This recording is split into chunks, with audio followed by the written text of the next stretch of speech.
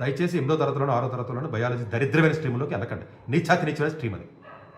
మీరు నీట్ రాసి వెళ్ళాలనుకుంటే 11th మారండి. 10th దాకా చక్కగా జేఈ మెయిన్స్ అడ్వాన్స్లో ప్రిపేర్ అవ్వండి. 11th మీరు బైపీసీకి వెళ్తారు, వెళ్ళండి. ఎంబైపీసీకి వెళ్ళి నీట్ రాసి తగలడండి, ఏం ప్రాబ్లం లేదు. So that you will have the multiple options. 8th 6th maths అంటే భయం వేస్తుందని ఆడి చెప్తే తల్లిదండ్రులు పిల్లోడి మాట నేను ఎందుకు కాదనాలి, పిల్లోడి మాట ఇంట్రెస్ట్ నేను ఎందుకు కాదనని వాళ్ళ జీవితాన్ని నాశనం చేస్తున్న తల్లిదండ్రులు చచ్చిపోయేదాకా పాపం చేసినట్టే. మీరు అందరూ ఎంతమంది కౌన్సిలింగ్ వచ్చి కళ్ళ నీళ్లతో ఏడిచి వెళ్తున్నారు నా దగ్గరికి, 100 మంది ఏడుస్తున్నారు లిటరల్గా నా దగ్గరికి వచ్చేది.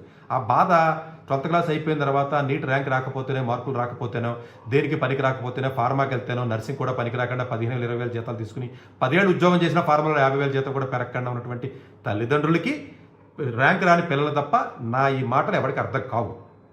అర్థం కాదు కాబట్టి తిట్టుకుంటారు నన్ను. ఎట్టి పరిస్థితుల్లో 11th 12th వచ్చినప్పుడు ఎంబైపీసీ చదవలసిందే. నీట్ ఎగ్జామ్తో పాటు ఐజర్ లాంటి ఎగ్జామ్స్, ఇలాంటి ఎగ్జామ్స్ రాయవలసిందే, సియూటీ ఎగ్జామ్ రాయవలసిందే. మీరు ఏం గొప్ప డాక్టర్ 706, 705, 701 వచ్చిన వాళ్ళే వచ్చి నా దగ్గర కూర్చొని చేతులు కట్టుకుని నేను మెడిసిన్కి వెళ్ళను, వేరే దానికి పంపించను అడుగుతున్నారు నన్నే. 100 ఎగ్జాంపుల్స్ నా దగ్గరే ఉన్నాయి.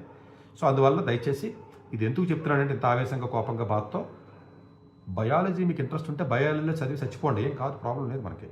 కానీ ఆ బయాలజీ ఇచ్చి కాలేజీలు ఐఐటీస్లోను, ఎన్ఐటీస్లోను, IIITస్లోను ఇలాంటి కాలేజెస్లో ఇచ్చి కాలేజెస్లో మ్యాథ్స్ తోడికి తప్ప ఎవరో జేఈ మెయిన్స్ అడ్వాన్స్ ద్వారా కానీ, జేఈ మెయిన్స్ ద్వారా కానీ, సియూటీ ఎగ్జామ్ ద్వారా ఇస్తారు తప్ప దేనికి పనికిరాని చిల్లర కాలేజీలు, స్క్రాప్ కాలేజీలు, డీమ్డ్ యూనివర్సిటీస్లో ఇచ్చి బయాలజీ నిజమైన బయాలజీ, బయోటెక్నాలజీ కాదు.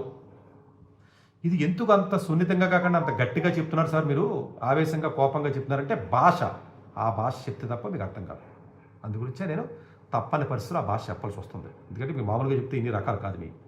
అలాగే ఇప్పుడు ఈ ఐఐటి ధారవాడ ఏదైతే ఉందో చక్కగా బీఎస్ బయాలజీ కానీ, బీఎస్ కెమిస్ట్రీ కానీ ఏదైతే ఉంటుందో, నాకు తెలిసి ఎవడే ఎంబైపీసీ ఉండరో, మీ సియూటీ స్కోర్ వచ్చిన వాళ్ళందరూ కూడా అది పిల్లలు. కానీ కెమిస్ట్రీకి ఏదైనా అవకాశం ఉందంటే కొన్ని దానికి ఇదో కర్మ.